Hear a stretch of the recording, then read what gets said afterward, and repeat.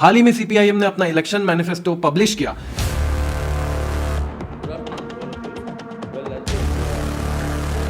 कुल मिलाकर 44 पेजेस का इलेक्शन मैनिफेस्टो था और ये मैनिफेस्टो पढ़ते वक्त कई सारे इंटरेस्टिंग फीचर्स सामने आए, जिसे देखकर कुछ लोग खुश हो जाएंगे तो वहीं कुछ लोग प्रवोक हो जाएंगे। अब पूरे 44 पेजेस का मैनिफेस्टो के अगर समरी के बारे में बात करने जाएं तो ये वीडियो बहुत ही ज्यादा छोटा पड़ जाएगा, इसलिए मैं आपको उसके कुछ की फीचर्स बताता हूँ। इस देश का एक जिम्मेदार नागरिक होने के नाते मेरी और आपकी ये जिम्मेदारी बनती है कि हम जाने कि कौन सी पार्टी अपने मैनिफेस्टो में क्या कहती है। पहला, सीपीआईएम अगर जीतती है तो वो सीएए को रिपील कर देगी। सीएए जो पूरे देश में बहुत मुश्किल से लागू हुआ है, इस सीएए को रिपील कर दिया जाएगा। न्यू एजुकेशन पॉलिसी जो कि एक स्किल फोकसिंग पॉलिसी है, जो स्किल पर फोकस करती है, बीजेपी के कई ऑपोजिशन लीडर्स ने भी इसे समर्थन दिया है, इस न्यू एजुकेशन पॉलिसी को भी स्क्रैप कर दिया जाएगा। साथ ही साथ complete elimination of nuclear weapon, हमारे पास जितने भी न्यूक्लियर वेपन हैं इन सब को स्क्रैप कर दिया जाएगा। इंडिया के न्यूक्लियर वेपन्स को सरेंडर कर दिया जाएगा।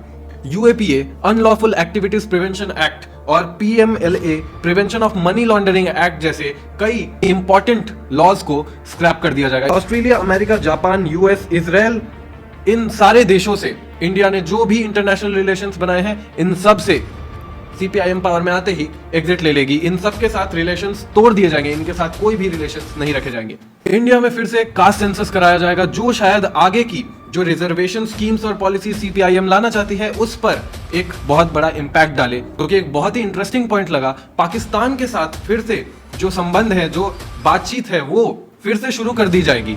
रिस्टोरेशन ऑफ आर्टिकल 370 जो कि एब्रोगेट हो गया था जम्मू एंड कश्मीर से, जो कि जम्मू एंड कश्मीर को एक स्पेशल स्टेटस देता था, वो आर्टिकल वापस से वहां रिस्टोर कर दिया जाएगा, जिसके बाद वहां पर वापस के जो मेजर लॉज हैं वो वहां पर लागू नहीं होंगे।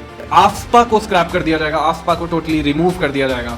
सीपीआईएम कहती है कि एक बार अगर वो जीत जाते हैं वो एक टोटल सेक्युलर स्टेट बनाएंगे, रिलीजन को स्टेट से दूर रखा जाएगा। पर वहीं सीपीआईएम अपने मैनिफेस्टो में ये भी वादा करती है कि अगर वो जीत जाते हैं तो वो वापस से उर्दू को as a fundamental subject introduce करेंगे स्कूल में, के साथ उर्दू टीचिंग वैकेंसीज निकालेंगे, उर्दू बुक्स पब्लिश करेंगे। इतना ही नहीं, no military warfare in space and no military warfare in cyber space की implementation of prevention of atrocities against minorities including Christians. यहाँ पर माइनॉरिटीज से आप समझ ही गए होंगे कि किस समुदाय के बारे में बात की जा रही है।